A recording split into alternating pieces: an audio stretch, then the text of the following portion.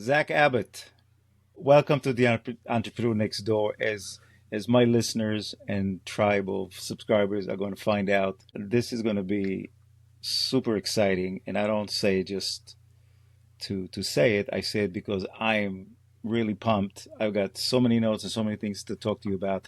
Why don't we start with just you're pretty experienced in pitches, so maybe we'll do like a 60-second plus pitch so that I can unveil the rest of it. Just on me, on the company. Whatever you want. It's the company, you, who's Zach Sure. Abbott? Okay. Yeah, yeah. So I've did my PhD in microbiology, and then spent some time designing clinical trials for drug companies before starting ZBiotics. And the idea around ZBiotics was that we would take probiotic bacteria that already existed and then genetically engineer them to perform some new or novel function that was really specific and had a very specific benefit. I thought that was a really exciting idea. I was surprised to see that while there were some people working on it, it wasn't, I thought this was obvious. I assumed that there was just going to be a ton of people working on it. And there wasn't really. It was pretty small. And in fact, there were no genetically engineered probiotics available that were on the market for commercial use. And so this just became sort of an obsession. And I got really excited about it and then ended up starting a company to build these. That's exactly what we did at ZBiotics. And so we've built a couple genetically engineered probiotics at this point. Actually, as of 2 days ago, we launched the world's second. To August of 2019, we launched the world's first. And so we're really excited about what we can do with the technology and how we can advocate for GMOs by making GMOs people want and people love, and elevating this conversation around genetic engineering beyond good or bad, or is it or isn't it, into something more rational and nuanced.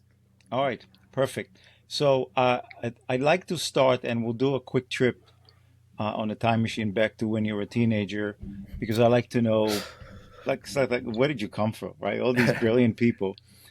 If I, you grew up on the West Coast in something, okay, I grew up in Sacramento. Yeah, yeah. So, Sacramento. Okay, yeah. so I run into you when you were 16.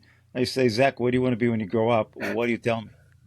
I think at 16, I would have not, I wouldn't have had a good answer. Probably, I really wouldn't have had a good answer even at probably 22 or 23 after I graduated college. I was interested in a lot of things, passionate about a lot of things. I loved science. And so I think I probably, if you twisted my arm and forced me to answer, I probably would have said I want to be a scientist, but or involved in science in some way. But I was all over the map. I when I went to college, I changed my major maybe 5 times because I was just every class I took, I was excited about, and so kind of all over the place. But always really excited about discovery and about problem solving. I wanted to have an impact, and I think that I found that science was the greatest kind of overlap of all those things for me. So undergrad, UC Berkeley, immunology makes sense.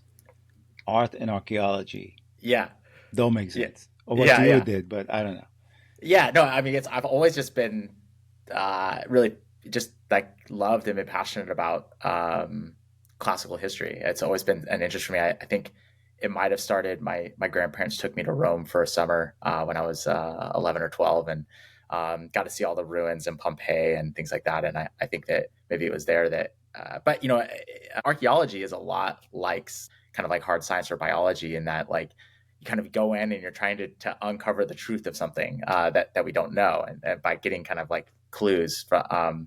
And so, I just always really loved that. I loved kind of like studying history and art and archaeology specifically. Hmm. So ended up majoring in it. Although I really loved that subject, I also knew that I probably didn't have a lot of practical applications for myself with that. So that was kind of why I also decided to major in a hard science as well. Yeah, it's fine. I'm Israeli, and I should take you on a tour of Israel if you want to really go I, back. Oh, I have did you? an archaeological dig in Israel, There in you Tel go. Dor. Yeah. There's nothing better, right? It's like, No, it was incredible. I it was an amazing experience. I honestly left that and thought maybe I should be an archaeologist because it was such an incredible, and yeah, and talk about an intersection of a lot of human history. We were at our dig site alone. We were seeing Greek, Roman, and Persian cities that all kind of been layered on top of each other. So it was pretty amazing. wow.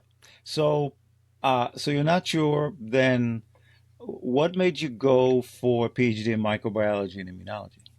Yeah, I think I left college and I was really excited about science, but I wasn't really sure. I didn't have. There's no scientists in my family. I didn't have a really clear picture of what a career in science looked like or what was required of that.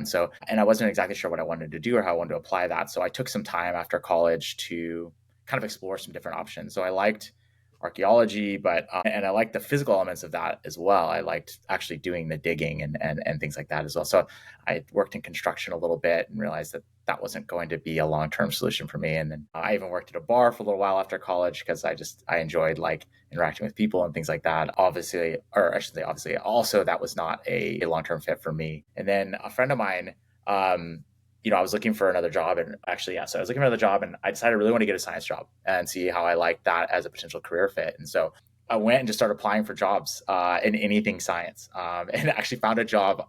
This was in 2005, maybe 2006. I found a job on Craigslist, which I don't necessarily recommend, but it was a legit job at a chemical analytical chemistry company based in Berkeley, where I was. And I worked there for like a year and a half. And while that job specifically wasn't like, wasn't the career I wanted, it really ignited for me like, okay, yes, like I do want to pursue a career in science. I really enjoy this. And so then I started looking for jobs more in the field of biology, which is where my passion was sort of like disease and human health. And so I ended up getting a job at a research lab at UC Davis, studying, the lab was studying HIV, which was something I was actually really interested in. Again, sort of at that stage of my life, I really was passionate about solving problems that were unsolved or that were really hard. And so HIV felt like a really Mm. big, meaty problem that needed to be solved. And so I was excited to be part of that research, and I loved it. And so basically, and that was working in an academic setting. And so that was where I started to get some clarity into like, okay, if I want to pursue this as a career, PhD is the next step. And so I worked there for about a year and a half. And then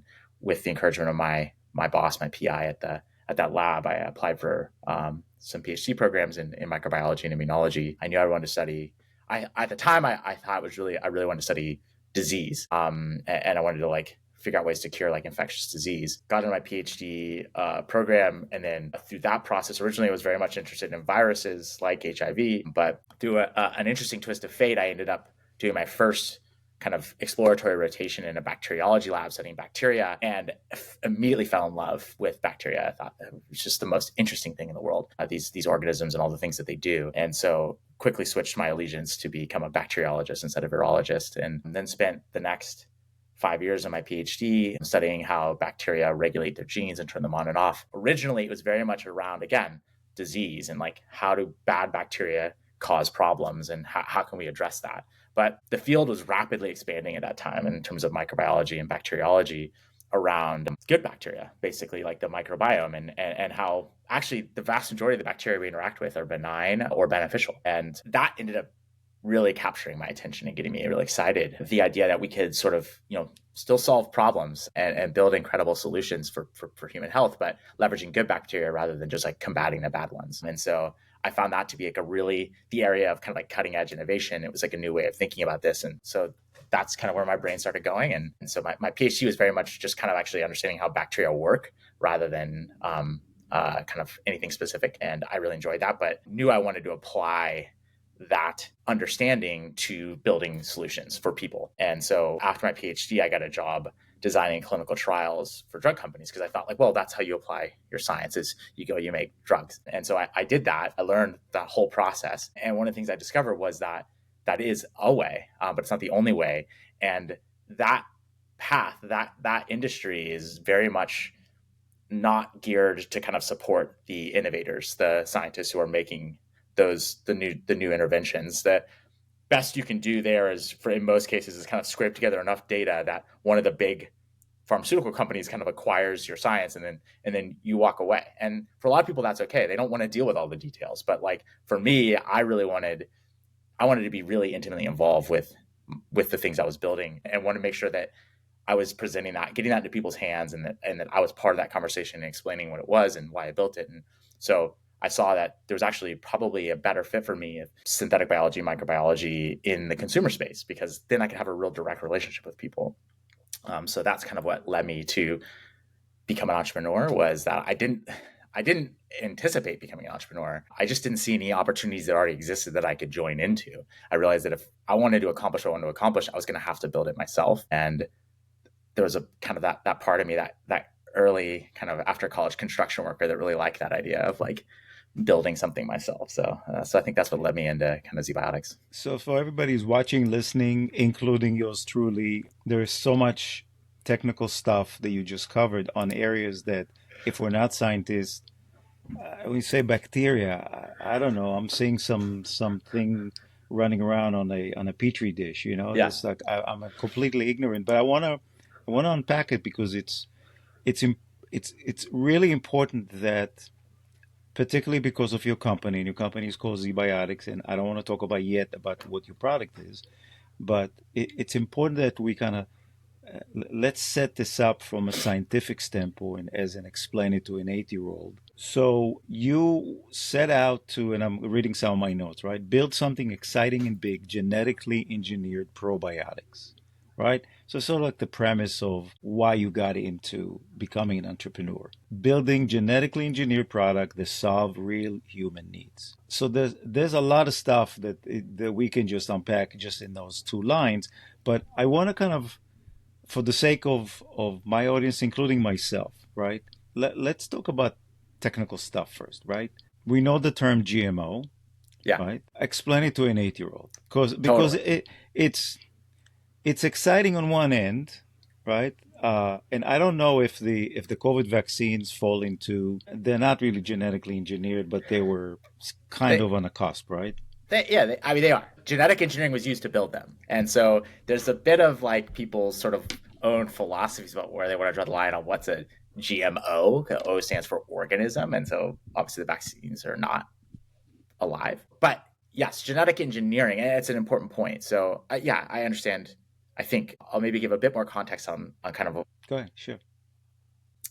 so when I think about bacteria, so probiotic, a lot of people may or may not know that like a probiotic, it's kind of a hot term. You see it in a lot of stuff. A probiotic is a live, safe to eat bacteria. So bacteria are these like small cells that single cell organisms that have been around for billions of years, 3 billion years, much longer than plants, much longer than animals. They're kind of like the first things here, some of the first things, and for first life. And so they're everywhere. They're on everything. We humans rely on bacteria for so much about our human health. We have bacteria living in our gut. We have bacteria living on our skin, in our mouth, basically everywhere. And they're performing all these vital functions. So I think a really kind of cool statistic or number here is that like you have about as many bacterial cells living in you and on you as you do have human cells. So on a pure numbers game, you're as much bacteria as you are human. And genetically, you could argue like there's even more bacterial genes. So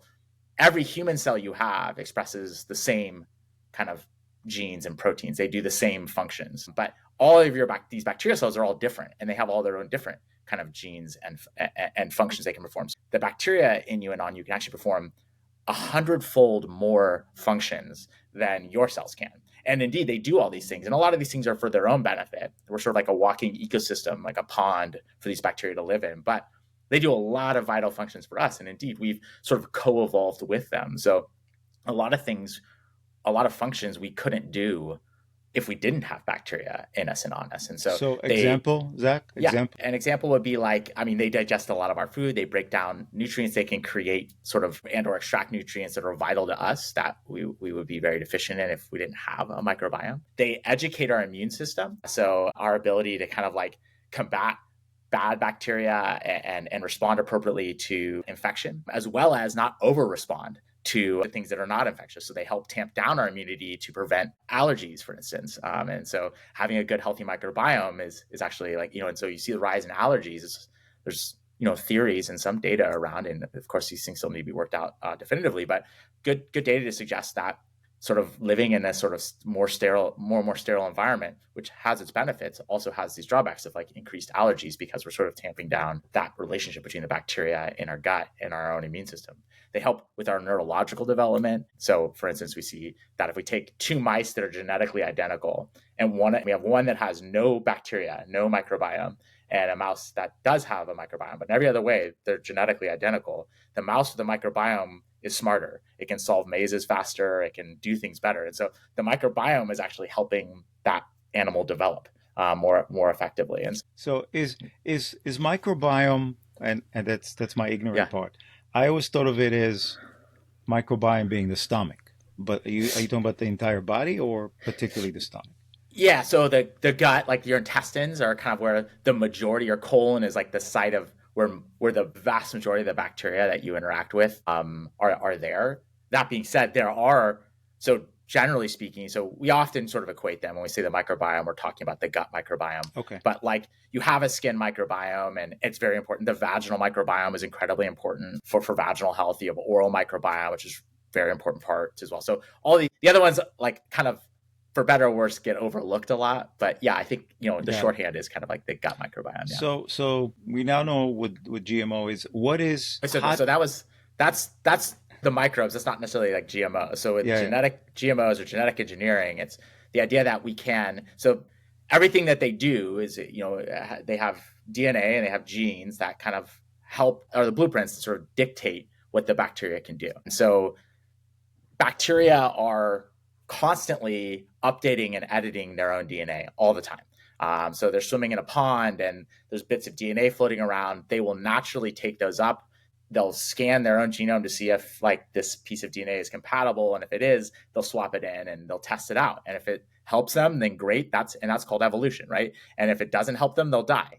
But it's a numbers game with bacteria. So this idea that like for the last 3 billion years, bacteria have developed these like very precise systems for editing their own DNA, and this has been happening all along. And in the last, maybe 30 to 50 years, human science has come far enough along to understand those processes that are already happening. And so now, because we can understand them better, we can guide them to specific purposes that we want. And so, in the case of zbiotics, for instance, like we can take this like safe, edible bacteria that you already eat, and it's sort of like in many cases, probiotics are the leftovers of the dairy industry, or just kind of things we found essentially like on the ground that we know we can eat and they're not going to make us sick.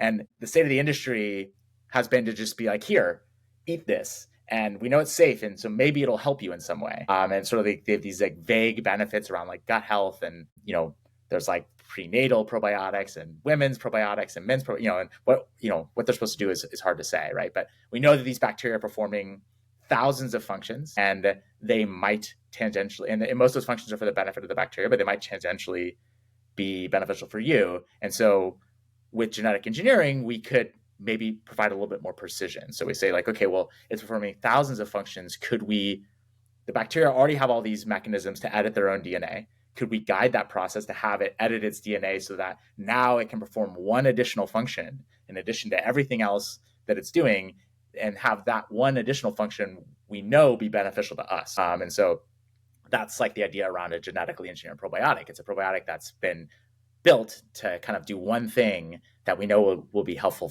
for you. And so, and So leveraging kind of natural processes the bacteria already uses to edit its own DNA. so I grew up in Israel.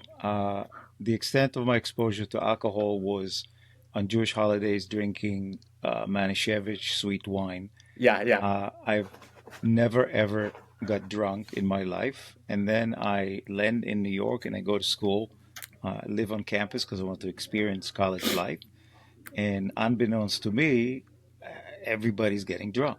Like, yeah. really, I mean, this was like shocking to me because I've never been exposed to it. So, what happens, and I'm kind of leading into Z-biotics, what happens when people drink to the point of maybe passing? They don't have to pass out, they drink That's too far. enough.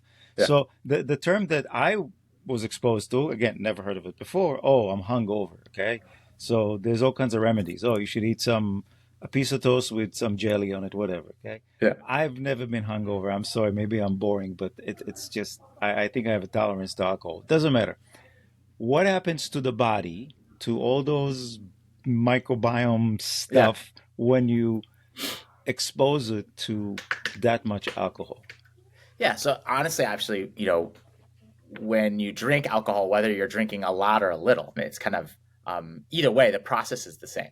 So when you drink alcohol, the kind of a key molecule in there, the hero molecule, is like ethanol, or alcohol. And so when you drink, that ethanol gets absorbed into your bloodstream. Most of that alcohol gets absorbed in your bloodstream pretty quickly, and the ethanol circulates throughout your body. And it has the effects that it has. It has the intoxication effects and all the other things that you're familiar with from drinking alcohol. And then that ethanol, after it's kind of circulates through your bloodstream, it makes its way to the liver, and the liver breaks that alcohol down. It breaks it in two steps. It goes from alcohol or ethanol to acetaldehyde and so it uses an enzyme to convert the alcohol into acetaldehyde, and then it uses a second enzyme to convert the acetaldehyde into acetate. And acetate is essentially vinegar. It's innocuous. It's a short chain fatty acid. It is like I say innocuous or potentially beneficial. Many other things happen after that, but from a toxicity standpoint, this molecule has effectively been detoxified in these two steps in the liver. And so that's all well and good. Both those steps happen I should say that intermediate acetaldehyde is highly toxic. It's actually much more toxic than the alcohol itself, but it's sort of like a necessary intermediate to get it to acetate. But the good news is that your liver is really good at doing both of those steps. So very little of that intermediate acetaldehyde kind of makes it out. So that's the case for most of the alcohol you drink. There's a small amount of the alcohol. So when you drink it, goes into your gut and then gets absorbed into the bloodstream. And a small amount of the alcohol that's in your gut gets broken down by the microbes in your gut before it can be absorbed into the bloodstream. This is not a meaningful amount of alcohol from the perspective of like intoxication, but there's good scientific literature to show that some of the alcohol gets broken down before it's absorbed. And the microbes in your gut can have the enzyme to convert the alcohol into acetaldehyde, but they don't have the second enzyme to convert the acetaldehyde into acetate. So even though this is a minor source of alcohol metabolism, it's actually the biggest source in the body of acetaldehyde. So you get acetaldehyde starts to build up in the gut. And so the gut concentration of acetaldehyde can be 5 to 10 times higher than the bloodstream when you're drinking. And so this is bad because acetaldehyde is very toxic. And so what happens is that acetaldehyde that's formed in the gut then gets absorbed into your bloodstream as well. It circulates throughout the body. It kind of like wreaks havoc as this very toxic molecule, and then eventually makes its way to the liver, and the liver breaks it down super efficiently. But at that point, it's too late. So the idea was that could we or I should say, so kind of getting ahead of myself there. So the point is that like if you drink alcohol, you're going to be exposed to, alcohol itself, the ethanol itself has its own sort of detrimental effects, but they're relatively minor compared to the effects of acetaldehyde. And so this acetaldehyde can result in you waking up the next day and not feeling so great. And when you're young and in your, in college in your 20s or whatever, that resilience is a lot higher. Your body's much more efficient. Your inflammatory response is lower. And so you bounce back pretty quickly. But as you get older, many people notice that even with just a few drinks, 1 or 2 drinks, a couple glasses of wine with your significant other or something like that can result in, maybe you're not, hugging the toilet and puking or anything, but you might wake up the next day and not feel your best, right? You might wake up and just feel sluggish or not want to kind of like, it's harder to get on with your kind of like morning workout routine or whatever that might be, because you just don't bounce back the way you used to. And so all of these things are kind of the result of basically the havoc that acetaldehyde wreaks on your body and kind of as well as some of the effects of the ethanol, all of these things kind of combining together to make sort of an inflammatory response that makes you feel not so great the next day. So that's and then, there are various gradations of that, and different people experience it differently depending on how much alcohol they've had. And it's kind of an individualized experience to some extent, but it's all kind of rooted in ethanol and acetaldehyde. Okay, perfect. Now I understand that piece, the hangover piece, much better than I did before. So there's a French photographer, and I don't remember his name. I keep forgetting his name. The theme of his art, of his photography, was the decisive moment. And if you look at his photographs, they're all like capturing a moment, a frozen moment in different functions. Like if you jump over a puddle, then he was taking pictures of the person just frozen over the jump. I say that because the question for Zach is, when was your decisive moment when, as a young guy in California, used to partying and surfing and God knows what, you wake up one day and you say, "I need this is a problem that hasn't been solved." Because there are remedies for everything you described, the toxicity level of that. I can't pronounce that thing anyway. There's different remedies to it, from puking to, a buttery toast with jelly, which probably doesn't work. When was that decisive moment you said, "This is what I want to do"? Yeah. So interestingly, I mean, it was not like that problem. And I guess we're foreshadowing. So yeah, like Cbotics, our first product addresses this gut-derived acetaldehyde. That was not why I started the company. The idea was that there was this incredibly cool technology, this idea that we could engineer a bacteria to perform some function that would be uniformly useful, like that people would benefit from, totally agnostic to kind of whatever else was going on in their microbiome, which because everybody's microbiome is very different. And so this felt like a really cool idea. And so it's kind of like walking around with a hammer and looking for the right nail. So I had this idea of a genetically engineered probiotic, which is like the hammer. And so then, okay, what do I apply this technology to? What do I engineer the bacteria to do? And so I had all these like, grandiose ideas, a long list of stuff.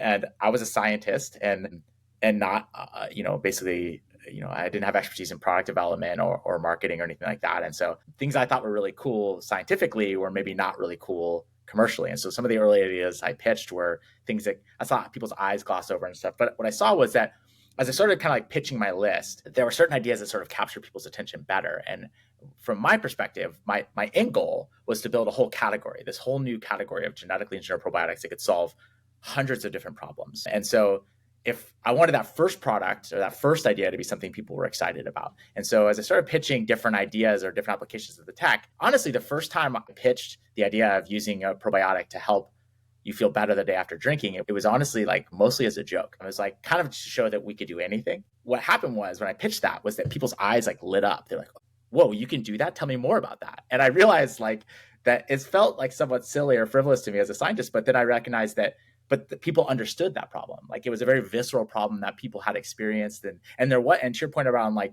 toast with jelly, and that doesn't work, right? Like if it did, people wouldn't have this problem, and they do. And so there was nothing out there, there was nothing credible out there to solve this problem, and people understood the problem, and there was this like visceral readout of efficacy around this problem. And so I started to recognize that like if I want to introduce a totally new technology to people, I should build something that they understand and that people wanted through lots of kind of conversations. So started kind of like working that one in more and more into the pitch and to friends and whatever, and investors and all these different things. And seeing that was the thing that people were excited about. And so that made sense as a starting place for this tech, as a way to kind of like, as a proof of concept for what we could do with the technology. But the vision was around using genetic engineering to make products that provide people with the genuine benefit that they wanted and that they were excited about. I see all these existential problems of humanity that we're facing around emerging infectious diseases and feeding a growing population and dealing with climate change. And this idea that we're just sort of throwing genetic engineering under the bus and sort of like the consumer space to sell products for a higher price, right? This like non-GMO label around products that have nothing to do with genetic engineering is purely a marketing play. And unfortunately, there have been applications of genetic engineering that I think people could reasonably debate whether they're good or not. And I think there's reasonable concern around things like Roundup Ready corn and things like that. But those are applications of the technology. And what's happening is that the whole technology is being kind of like conflated with that and thrown under the bus in broad strokes. And I've seen big companies with plenty of power to innovate in this space refusing to, because they think consumers will reject it. They're essentially fighting problems with a one-arm tie behind their back. They're refusing to use a technology that can be really valuable and really beneficial and align with people's values, because these sort of marketing plays and these brands are vilifying the tech wholesale. And so that was really upsetting to me. And so I wanted to change that by building products that people wanted and being very transparent about the fact that the reason they want them is because we genetically engineered the solution. So we're talking about the bad connotation that people have when somebody says genetically engineered anything, and that's sort of like the root cause of stopping innovation. Because and what you're saying is the root cause, the bad rap that genetic engineering is getting, was not from people like the people like you that did bad things, but from marketing companies that want to differentiate themselves and say, my stuff is a non-GMO, right? And Right. I So think therefore it must be better or healthier yeah, or yeah, safer. and Yeah. and Yeah. I think in one of the things that the couple of hours I spent studying you, you get an example of I think it was flour, right? The wheat flour that was Yeah. non-GMO. Well, it's flour, dude. I mean, it's And also there's no genetically engineered wheat. And so all flour is non-GMO. So it's a totally unnecessary label. And even more ridiculous, you'll see like non-GMO water and non-GMO salt. These are not things that are like have genetic information that we could possibly have edited. So totally irrelevant. But of course, you walk through the grocery store and you're not a biologist and you don't have time to dig into the details, and you just see this non-GMO everywhere, and you're like, oh, I guess that's bad, and sort of like the tail wags the dog here. All these marketers who have nothing to do with the conversation and have no insight into the nuances of the technology are sort of just like throwing it under the bus to make a buck, and sort of creating a scenario where people they're creating fear. And to me, that was really dangerous and risky. Well, so to sort of be a pain, I Yeah, could say, okay, well, I can look at Zach the scientist and say, well, dude, you're messing with stuff that's been in my body for billions of years. You're messing with it. We don't know what the long-term implication is of that messing with it. So the short-term benefit is there, right? This is what people yeah, were anti-vaccine to begin with, right, right? right.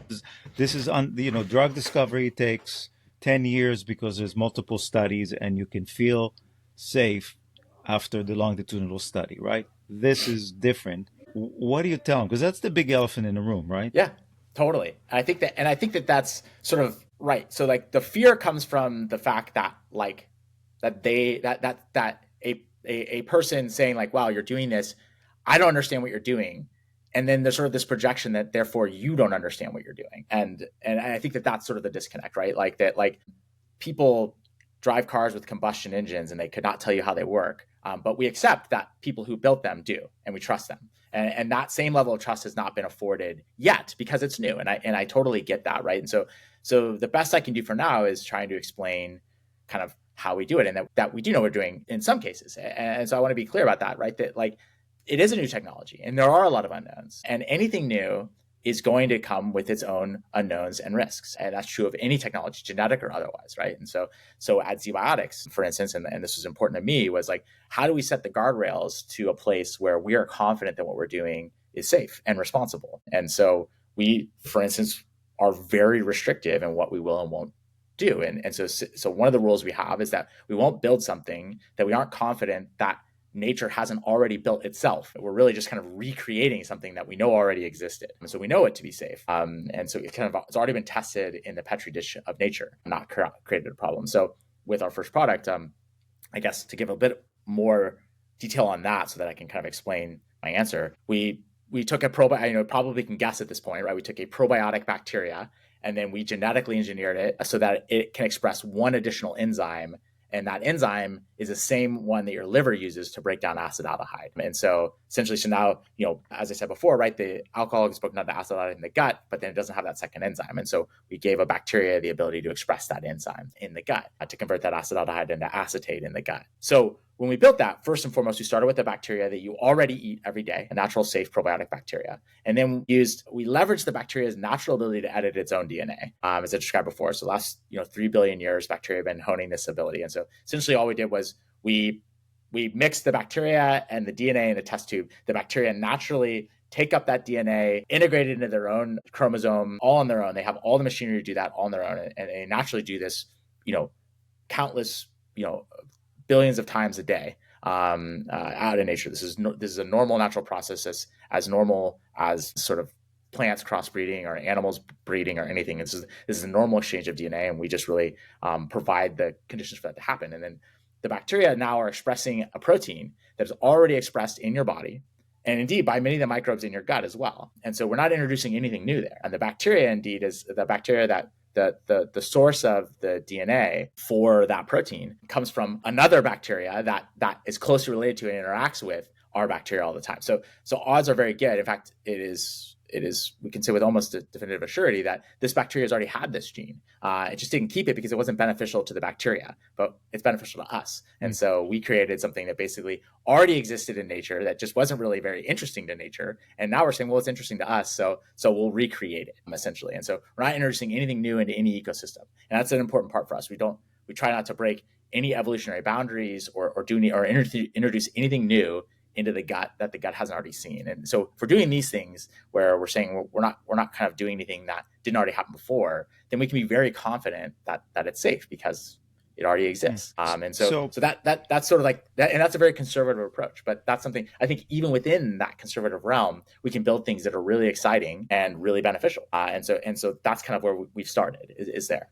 Yeah. So I mean, I've seen it, and people hopefully will go to ZBiotics and see it. That the product is like a little vial, and you drink it after you do the alcohol, after you drink alcohol, Before or you drink, before before you, you drink yeah, it yeah, yeah. before, then you go have fun, and the bacteria is going to do its thing. So it's sort of like if in my ignorant brain, I'm trying to oversimplify things. Your product sort of intercepts the bad alcohol byproduct before, right? Because you said not by the time you get to the liver, it's too late. So you intercept it to minimize the impact of that word I can't pronounce, kind of. Yeah, yeah.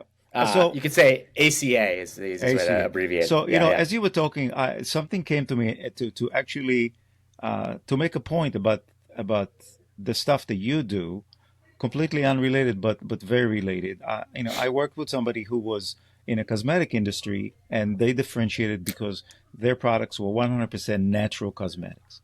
And what I learned from it, which I had no idea, I don't put stuff on, but women do. The majority of cosmetic products that women use on their body, probably men too, right? In the US, have ingredients that in Europe are banned. They are known poisonous, cancerous substances that, I would disagree with that. Europe banning them does not make them known carcinogens or poisons. no, no, And I not the think, banned part, but if you yeah, look at scientists that look at stuff and said, okay, there's a lot of stuff in the things that we do on a daily basis that, though we don't question whether it's good for us, it makes us feel good. I'll rephrase what I just said, right? yeah, Um, sure. And the cosmetic industry is an interesting point, but like generally speaking, I agree with that, right? That there are things that we do that are not good for us that we enjoy. I think consuming alcohol is a good example of that, right. right? And you talk about natural and not natural. I also, alcohol is natural and it's not good for us, right? Like nature is not like because something is natural doesn't make it good, right? In fact, all of the poisons and toxins we have are natural, right? Like they all come from plants and things that are really nasty for us, right? Like you don't eat those little red berries on that bush in your backyard because they're poisonous, right? Like not things that are natural are not necessarily good for you. And I think that unfortunately, like those, like we live in a world that is highly engineered. In the modern world, we live in a city, and we harken back to this better time when we were at harmony with nature, out in the fields or whatever. And the truth is that people didn't live very long in those times. Like nature is a very Right. dangerous place for humans. And so I don't think that calling something natural makes it good. That being said, something synthetic is also not necessarily good. I think that the point is that like we need to take a rational response to these things. And so when I say that we do things that have been done in nature before, the point is not that because they're natural they're safe. The point is that like because they're natural they've been tested and they don't unknown, and so we can better evaluate their risk because it's been determined before. And so I think that like that's why we draw that line, which I think is really important Yeah. to do because I think that like moving forward is important. I think that like innovation, like humanity has created a lot of incredible innovation that has allowed us to thrive in many ways. But as a consequence, it has created a lot of problems that have worked against us. So I think we're seeing things like microplastics everywhere and in our drinking water, and that seems to have these really potentially really negative effects on our human health. And so like and obviously like burning oil was a really great way for us to power a lot of innovation. It has now created a huge climate crisis. So like we have to and so I think that like there are these huge problems facing humanity that humanity has created for itself using technology because we now understand these problems to address those issues. I think is how we have to go. There's no going back. We can't put the toothpaste back in the tube. Yeah. And so It's I think it's that look, that's the idea. it's kind of fascinating because we are a society, particularly in the US, of people that take pills to feel better about everything. It does make us feel better, just like the ZBiotics product. It'll make you feel better after a night of heavy drinking. But we don't necessarily question the pills that we take as deeply as when somebody says genetically engineered, and now we understand. The negative connotation come from not from you guys, but from competitors who just playing the, Right. the, the marketing game, right? So, Yeah. I wanted you on my show because of the fascinating science which we covered, but this is an entrepreneurial show, and you're an entrepreneur. You're a scientist that Yeah. decided to start a business, admittedly saying, I knew the science, but I didn't know the business, right? And I needed somebody by my side to help me move forward, and you met Steven, who is your co-founder. I thought the way the story of where you brought him into San Francisco to get to know him, and then you guys went out drinking, and he actually used the product and went out running the next morning because he was able, he felt perfectly normal. But that was also the day he met his wife, right? Yeah. I was So gonna say, so like, it was a life-changing day for him. so Yeah, he without met his wife that day. Zbiotics, the guy would have been hungover. He wouldn't have been running. So that's it. He would have missed out. But the other stories that are part of Zach Abbott are entrepreneurship. You choose to do something that many people don't. You go and seek a co-founder because you recognize that you have limitations, right? I know the science, I don't know the business end, okay? And that's what I need help with. It seems to have worked really well for the two of you. What's your advice for people about partnership? Because I don't remember what the number is, but I think the number is very high. 70, 80% of partnership fail. Wow. What's your secret? Yeah, it's a great question that I just count my lucky stars every day that I found Steven. He's an incredible partner. We were strangers.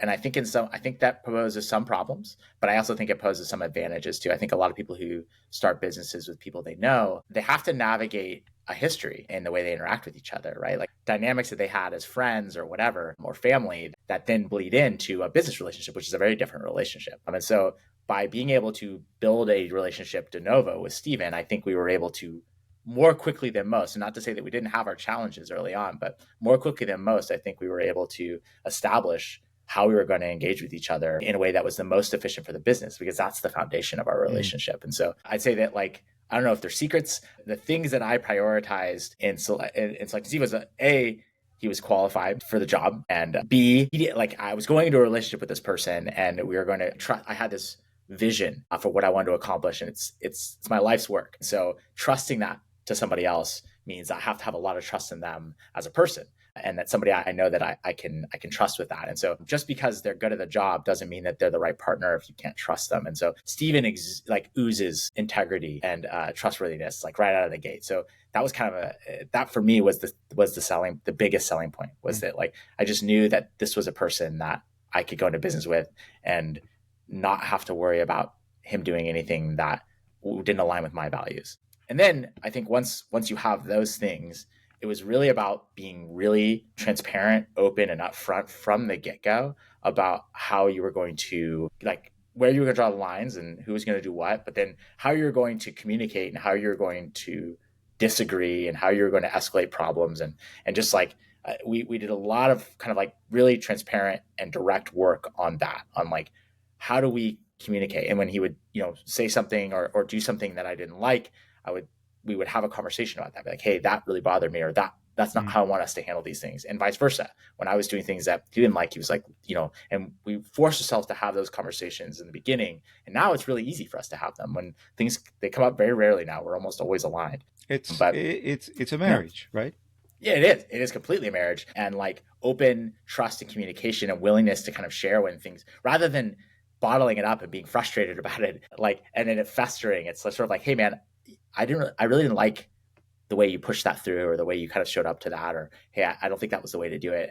And now it's like, it's really easy to have those conversations. He's like, okay, yeah, I hear you, because he knows it's not coming from a place of like that I don't like him or something. It's like this is how we make sure that we're always aligned. So it's no longer Zach raised $20,000, got himself a lab, and he's playing around. It's a company. It's a thing.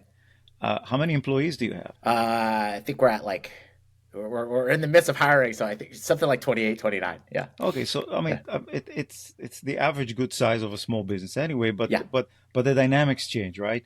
Now all of a Yeah. Oh, big sudden time. you have employees, but now there's the two of you. You're on the same page. He's a lawyer, MBA guy. You're a scientist. You're kind of I think he was also early in his career though when you met him, Yeah. kind Yeah. of, He right? was right out of grad school Right. himself. So both of you So are yeah. inexperienced, and this is Yeah. the lead. This is the leadership part of this podcast. Inexperienced guys, super Yeah. smart, get along, but now it's almost like you now have kids, and now you have a responsibility, Oh right? yeah. Yeah, and there's a lot of growth there. Every stage. I mean, yes, we're both first-time founders. And neither of us had worked at other startups before, so we're really building the plane as we fly it at every stage, right? Like, so in the early days when it was like, four of us when we launched our first product and we were doing everything, right? That was a whole, we're learning all the stuff, right? And then as we grow and we start hiring people and then learning how to be managers and how to be leaders, is a totally different skill set. And as we sort of step away from the do it to the lead it, that kind of like second stage, again, it's like a whole learning process. And we're transparent with our team about that and be like, hey, like, this is our first time doing this stuff, and we're definitely going to do these things wrong. And we try, in the same way we try to create an open, transparent relationship with each other, we try and create that with the company and with our employees as well. It'd be like, look, let us know when we're not doing things right. And we have lots of things that we get wrong and stuff, but all of that allows us to grow and get better. And I think that a good founder is one that's constantly dynamic, willing to kind of be extremely open-minded about when things are going well and what they have to do to change that. And so that's our lives. And I think it's so far been successful. I would not call it perfect by any means, but so I do want to share with you a secret because I've been around the block a few times, 30 years in the corporate, last 13 as a business coach, working with different founders and small business owners. I don't believe in hacks and secret things. I think it's pretty straightforward. It really is. But there's one thing that's been consistently proven itself to work for the benefit of any business in terms of consistent growth. And the growth comes from employees that come to work and feel accountable and own their job. And even though they may not have equity, they still think it's their business. And it comes down to, I always called it share the wealth.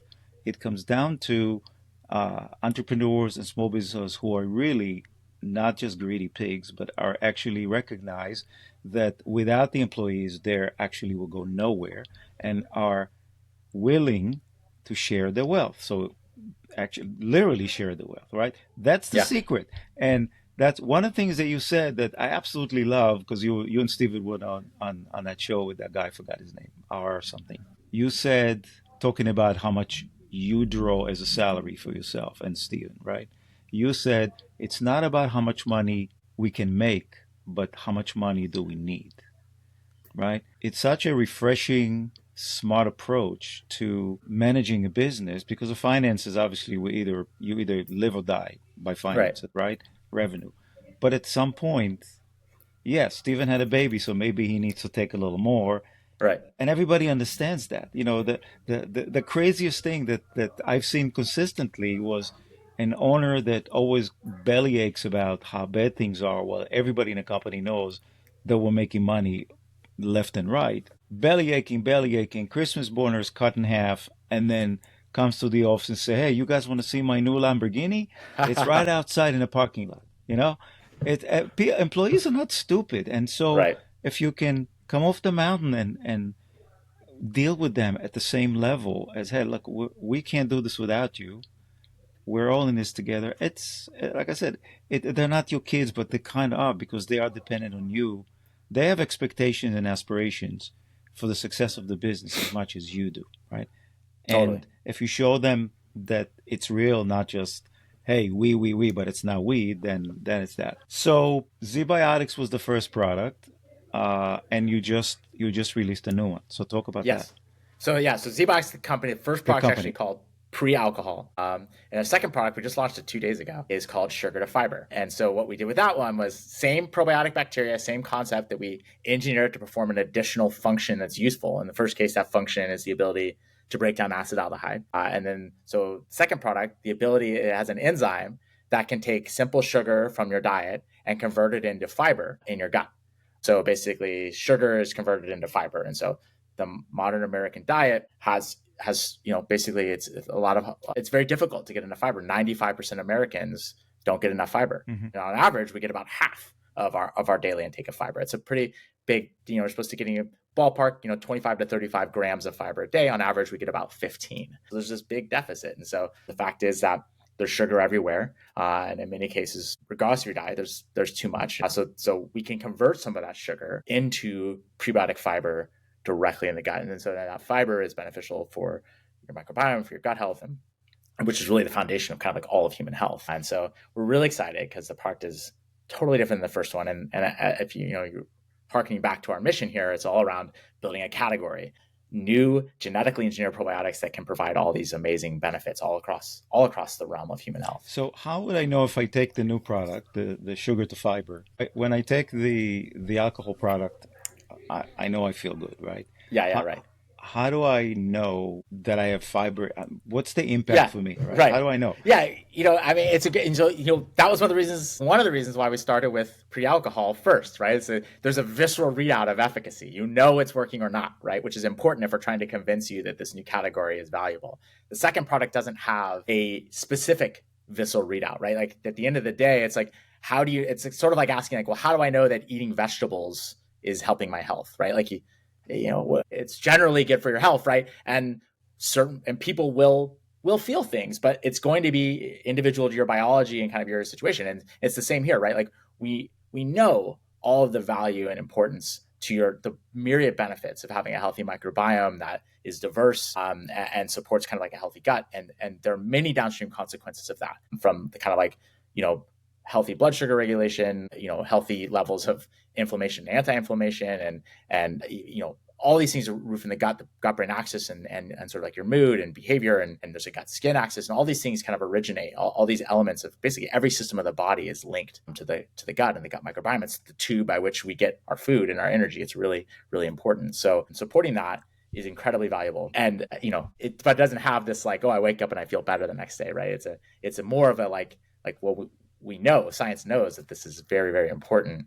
And it's like knowing you got your sort of like, your servings of vegetables for the day. It's something that is good for your health. In all the diets, the ones that are, I'm not going to go fad diets, but the Atkins, the low carb diet, I the call those a fad diet. Yeah. okay, Yeah. the Yeah. amount of fiber is a big deal in the daily Right. Yeah. consumptions, right? Yeah. Uh, I mean, it's a big problem, right? If you're not eating carbs, like grains are major source, grains, beans, these are major sources of fiber for us. So it can be really difficult. And so a lot of these, something like an Atkins diet, or a keto diet, right? That's incredibly low carb. You're eating a lot of meat and you're eating a lot of fat. It's really hard to get fiber. And so they try and compensate for that by giving you sort of like these like fiber fortified foods, right? Where they like give you like this big bowl of like 15 grams of this, highly processed fiber, right? And so now you've got your absolute number of grams of fiber up. But fiber is like a category, right? It's like not all fibers are the same. And so high quality fiber so it's all about supporting a diverse microbiome. Fiber is food for the bacteria in your gut. And you want to have a very diverse, you want lots of different kinds of microbes to be in your gut, because the more diverse your kind of cohort of microbes, the more different functions they can perform to support your health.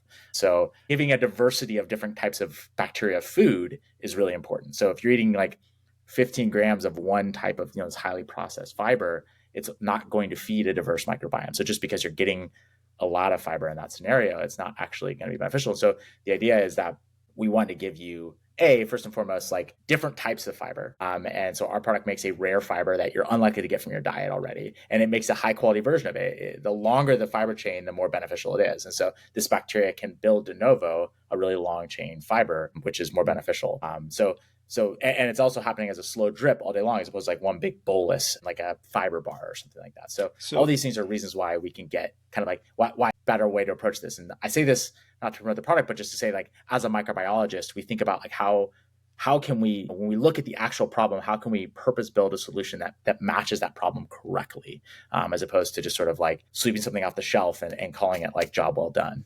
yeah, it's interesting because I had a client years ago who was a health coach, but she was a microbiology trained health coach, and she could explain why you eat certain things and the impact in a way that your average health coach, it says eat healthy, whatever, Right, couldn't do right. it. So I'm a marketing guy, Zach. How do you market ZBiotic? One, get it to people's hands, and two, overcome some of the, we'll call it stigma, or the negative connotations that people have. Yeah, I mean, I'll answer the second one first because it's the easiest. Is that the truth is that like currently right now, despite best efforts around like throwing GMOs under the bus, the majority of Americans don't actually really care that much.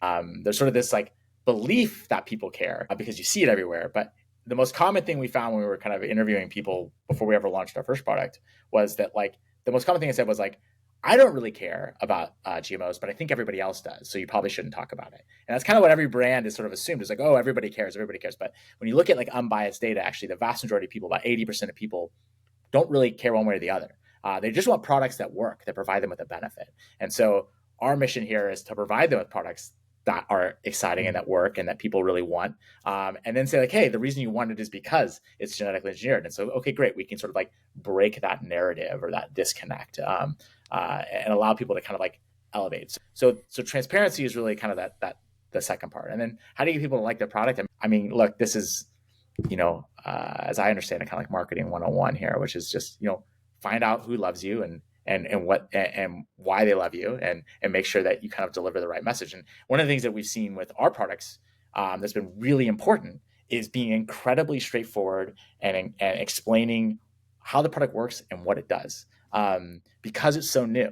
And so, a lot of traditional beliefs around marketing right now are around like lifestyle and connect emotionally and all those things. And those are important. But interestingly, with a product like this, it's not just another bag of potato chips that you're trying to convince people to use as opposed to the other bag. This is a functional item. And people actually really crave honest, clear information. So they're like, okay, well, what does your product do? And like, how does it work? And why is it different? And so like us like explainer videos of our science, which everybody says shouldn't work, right? People don't care. They do. And those things do work. And people are excited to learn. There's a lot of curiosity out there. And so we really enjoy kind of giving good information. Are you a direct to consumer? Or you are. Okay. Yeah. So people go to a site and then that's how they get to you. Right. So direct to consumer is so critical for us because of that education element. Yeah, you can't beat that because you are, I always said, regardless of who I work with, was a tech company or not, but particularly when it comes to tech, because you are a tech company, no one can sell you better than you. Exactly. Right? You can't have Amazon sell it because that's not going to happen. And you can't have referring partners who will be health coaches, right. No. And eventually, right? Once you've built enough of a brand, you can, but initially you need to do it. And I think that it's so rare. Like you see so, heavily in this sort of like synthetic biology and biotechnology community, and there's all these companies out there. There are so few in the consumer space, and they're all, I think, honestly, they're just terrified of the customer, right? Like they're worried that they're not going to get their science. And so they try and find ways to be B2B and all these other things. But and so I think it's what makes us, I won't say unique, but rare. As a biotechnology company, we invent new ingredients using biotechnology that did not exist before. And then we brand them and sell them directly to the user, the end user ourselves. And I think there are very few companies that do that, but it's necessary, right? Like if we're trying to get people excited about this technology, we need to be the creators of the technology need to be the ones explaining it. But it's also critical for you to get feedback from the end user to tell 100%. You if they like it, what happened. Yeah. That's how you learn, and you'll get your next product idea from them because they're going to tell you, oh, by the way. That's exactly so I right. have two more questions before I let you go. And again, thank you for spending time with me. I had this crazy thought: if Zach, Evan, and Steven showed up on the carpet on Shark Tank, and you pitched the product, the alcohol product, do you think the shark would invest? I think they would now because we've showed a lot of traction. Well, because you have sales, yeah. But but if we did like pre-launch, I don't think so. We had so much skepticism. So many people didn't believe us that consumers would accept a proudly GMO product, that people wanted a product like what we were building. I had conviction, and that conviction was reinforced through, to your point, I mean, Steven and I had thousands of conversations with customers.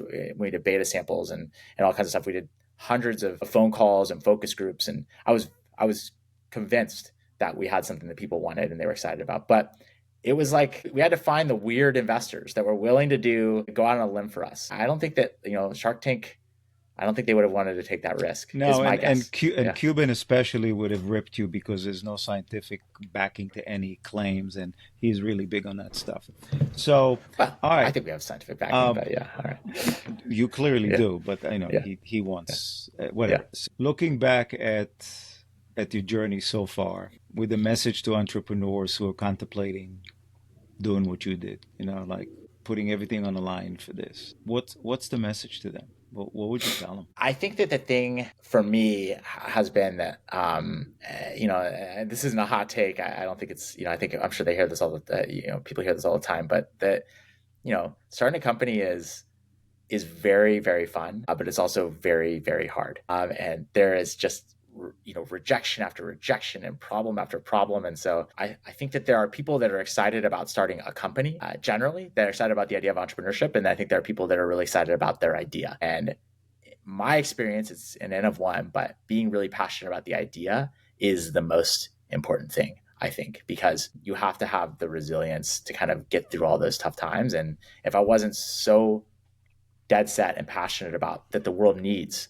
genetically engineered probiotics, that like I have this, this vision that I think it would have been hard to get through the low moments, which are inevitable. So for me, it's like, if you're really passionate about being an entrepreneur, that's awesome. But I think making sure that the idea you have is something that also is something you're deeply passionate about. So I said it was the last one. So two more, but the really short answer is in a couple words. Sure, sure. What what do you think you did really well, and what do you think you screwed up? I think obsessing over the details was something we did really well. I think it's important, especially when you're doing something new. And I think doing something hard and doing something new is also. I'm so grateful that we're not trying to sell a bag of potato chips. I'm really grateful that we have something really exciting and new. Things that I think we didn't do well is ironically obsess over the details. Knowing when to and when not to. And then I think being able to filter out.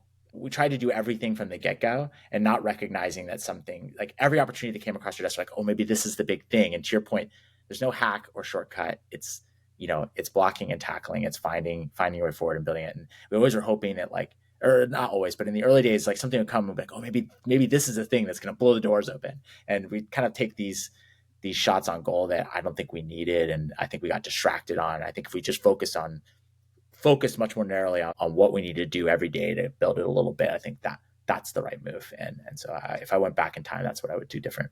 So shots on goal, meaning you played soccer or you're a hockey guy? Or neither. Yeah, There you go. but Okay. I was a yeah. goalie, so I took it. Yeah, okay. All right, Zach, thank you so much. I know you're busy. Amazing story. The company is ZBiotics. All the contact info will be in the show note. And thank you so much. This was phenomenal. Thank you, Zev. This was super fun. I appreciate it. Same here.